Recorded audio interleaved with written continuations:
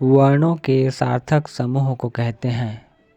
पहला वर्ण, दूसरा शब्द, तीसरा वाक्य, चौथा ये सभी। तो इसका उत्तर है शब्द। अगला प्रश्न है, इतिहास या स्रोत के आधार पर शब्द के कितने प्रकार हैं? इतिहास या स्रोत के आधार पर शब्द के कितने प्रकार हैं? तो पहला है 2, दूसरा है 3, तीसरा है 4, चौथा इनमें से कोई नहीं। तो इसका उत्तर है 4। अगला प्रश्न है, रचना के आधार पर शब्द के कितने प्रकार हैं? रचना के आधार पर शब्द के कितने प्रकार हैं? तो इसमें से है पहला 2, दूसरा 4, तीसरा 3, चौथा इनमें से कोई नहीं। तो इसका उत्तर है 3। अगला प्रश्न है, व्याकरण की दृष्टि से शब्द के कितने प्रकार हैं? व्याकरण की दृष्टि से शब्द के कितने प्रकार हैं? तो पहला है 1, दूसरा है 2, तीसरा है 3, चौथा है 4। तो इसका उत्तर है 2। अगला प्रश्न है, जो शब्द अपरिवर्तित रूप से संस्कृत से लिए जाते हैं कहलाता है। जो शब्द अपरिवर्तित रूप से संस्कृत से लिए जाते हैं कहलाता है। तो इसमें से पहला है तद्भव, दूसरा है तत्सम, तीसरा है देशी, चौथा है विदेशी शब्द। तो इसका उत्तर है तत्सम।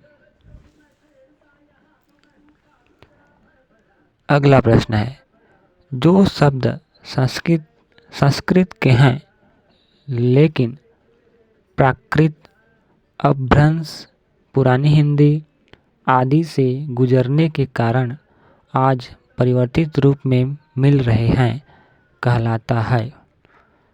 जो शब्द संस्कृत के हैं लेकिन प्राकृत, अपभ्रंश, पुरानी हिंदी आदि से गुजरने के कारण आज परिवर्तित रूप में मिल रहे हैं कहलाता है। तो इसका पहला है तद्भव, दूसरा है तत्सम, तीसरा है विदेशी शब्द, चौथा है देशी शब्द। तो इसका उत्तर है तद्भव।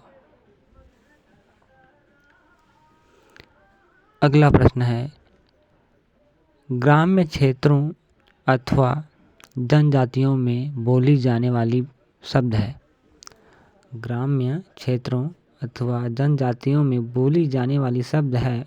तो इसका जो पहला शब्द है वह देशज शब्द है, दूसरा है विदेशज शब्द है, तीसरा है तत्सम शब्द है, चौथा है तद्भव शब्द है। तो इसका उत्तर है देशज शब्द है।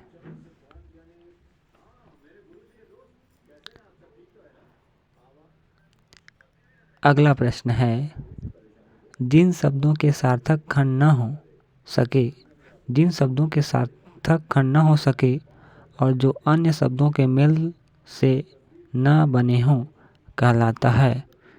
तो इसका पहला है रूढ़ शब्द, दूसरा है यौगिक, तीसरा है योग रूढ़ और चौथा है इनमें से कोई नहीं। तो इसका उत्तर है रूढ़ शब्द।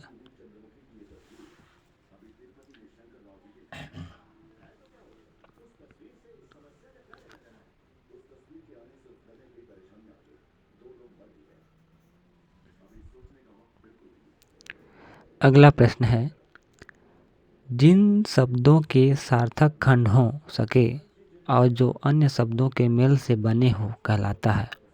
जिन शब्दों के सार्थक खंड हो सके और जो अन्य शब्दों के मेल से बने हो कहलाता है। तो पहला इसका योग रूढ़, दूसरा है यौगिक, तीसरा है रूढ़ और चौथा है सभी। तो इसका उत्तर है यौगिक।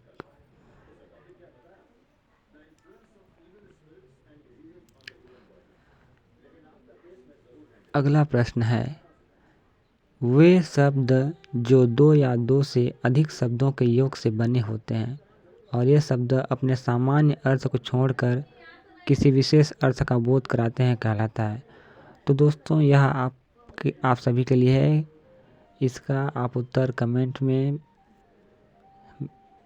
कमेंट कीजिए और अगर वीडियो पसंद आता है तो लाइक कीजिए, शेयर कीजिए, सब्सक्राइब कीजिए। मिलते हैं अगले वीडियो पर।